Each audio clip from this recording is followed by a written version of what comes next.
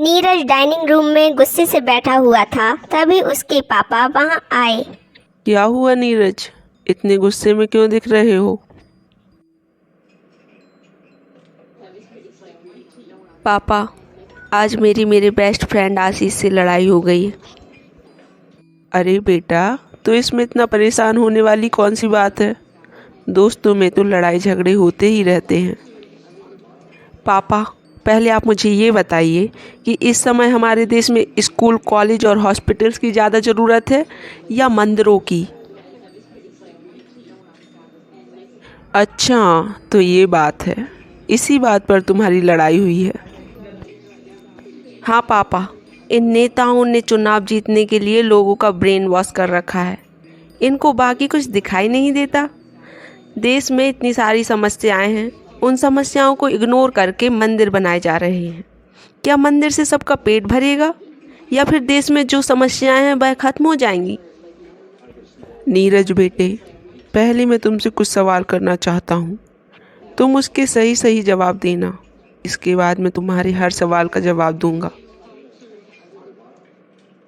पहले तो यह बताओ कि स्कूल, कॉलेज, हॉस्पिटल बनवाने में जो पैसे खर्च होते हैं वह कहाँ से आते हैं और उनके एम्प्लॉय को पेमेंट कहाँ से दी जाती है? पापा, इससे मंदिर का क्या रिलेशन? बेटे, अभी जितना मैंने पूछा है तुम उसका जवाब दो। उसके बाद मैं सारे रिलेशन तुमको बताऊंगा। वह पैसे तो टैक्स से सरकार को मिलते हैं, अपनी जेब से थोड़े देती है वो। और वह टैक्स कहाँ से आता है? कोई एग्जाम्पल देकर बताओ। वह तो हम जैसे लोग ही देते हैं। जैसे कि हमारे होटल से हुई इनकम का कुछ हिस्सा सरकार टैक्स के रूप में ले लेती है और फिर इसे बेफालतू के कामों में उड़ाते रहते हैं। ठीक है, अब यह बताओ कि लोगों को होटल की ज़रूरत क्यों पड़ती है? सिंपल सी बात है, अगर लोग कहीं घूमने के लिए जाते हैं तो उन्हें ठहरने के लिए होटल की ज़रूरत तो होगी ही। और अगर लोग घूमना बंद कर दें तो? फिर तो हमारा यह बिजनेस ही बंद हो जाएगा। तुम्हारे बिजनेस में कितने एम्प्लॉय जॉब करते हैं? हमारे होटल में तो करीब 50 एम्प्लॉय होंगे।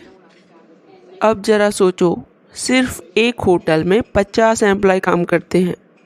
हम सरकार को टैक्स देते हैं, इसके साथ 50 लोगों को रोज़गार देते हैं।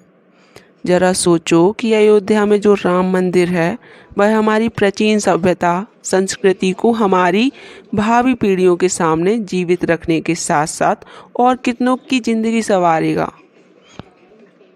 दुनिया भर के तमाम लोग यहाँ दर्शन करने आएंगे और तुम्हें पता है, यहाँ हम सिर्फ एक होटल से 50 लोगों को जॉब दे रहे हैं। तुम सोच सकते हो कि राम मंदिर के आसपास कितने होटल बनेंगे और कितनों को रोजगार मिलेगा। सिर्फ एक होटल ही नहीं, तमाम तरह की चीज़ें, फूल, अगरबत्ती, कपड़े, किताबें, खिलौने और भी न जाने कितने तरह के बिजनेस चल पड़ेंगे। इससे किसका लाभ होगा?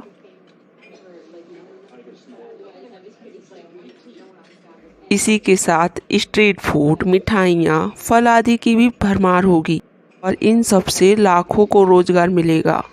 साथ ही साथ इससे सरकार को भी भारी मात्रा में टैक्स मिलेगा, जिससे वो और भी स्कूल, कॉलेज, हॉस्पिटल खोलेंगे। अब जरा तुम यह बताओ कि जब सरकार के खाते में पैसे ही नहीं रहेंगे तो वह स्कूल, कॉलेज कैसे खोलेंगे? मैं बताता हूँ। स्कूल, कॉलेज, हॉस्पिटल खोलने के लिए बड़ी मात्रा में फ़ंड की ज़रूरत होती है और यह फ़ंड हमें टैक्स के रूप में बिजनेसमैन से ही मिलते हैं। मंदिर बनने से सिर्फ होटल से ही कमाई नहीं होगी, ट्रांसपोर्ट के साधनों से भी पैसे वसूल होंगे और इससे हर किसी का फ़ायदा होगा। टूरिज्म को बढ़ावा मिलेगा और फिर स्कूल, अस्पताल खोलने के लिए भारी मात्रा में फ़ंड भी। और तो और मंदिर को मिले दान पर भी टैक्स लगता है, यानी भगवान भी सरकार को टैक्स देते हैं। दुनिया में कितने ही देश ऐसे हैं जो सिर्फ टूरिज्म पर पल रहे हैं। के अलावा मंदिर ट्रस्ट की तरफ से भी स्कूल, कॉलेज, हॉस्पिटल खोले जाते हैं तरह तरह के रोज़गार दिए जाते हैं और आपदा के समय जनता की सहायता की जाती है और साथ ही साथ हमारी सभ्यता संस्कृति वापस से जीवित हो उठेगी। तभी उस कमरे में नीरज की मम्मी आती हैं। अयोध्या हमारे आराध्य प्रभु श्री राम का जन्म स्थान है, भी हमारे धर्म की नींव है। जरा सोचो, अगर कमरे की नींव हटा दी जाए तो कमरा कितने दिन टिका रहेगा। इसलिए राम मंदिर का बनना उतना ही ज़रूरी है जितना घर में नींव का होना। और सबसे बड़ी बात जो आप लोगों से रह ही गई वह यह है कि मंदिर सरकार नहीं बनवा रही है, मंदिर के लिए फंड तो हम जैसे लोग दे रहे हैं। नीरज की बहन ने कहा। थैंक यू पापा, इतना कुछ मुझे समझाने के लिए। मैंने तो सिर्फ किताब का कवर देखकर किताब के बारे में अंदाज़ा लगाया, लेकिन यह गलत है। अगर हमें किताब को समझना है तो किताब को पूरा पढ़ना पड़ेगा। तो जोर से बोलो, जय श्री राम, जय श्री राम।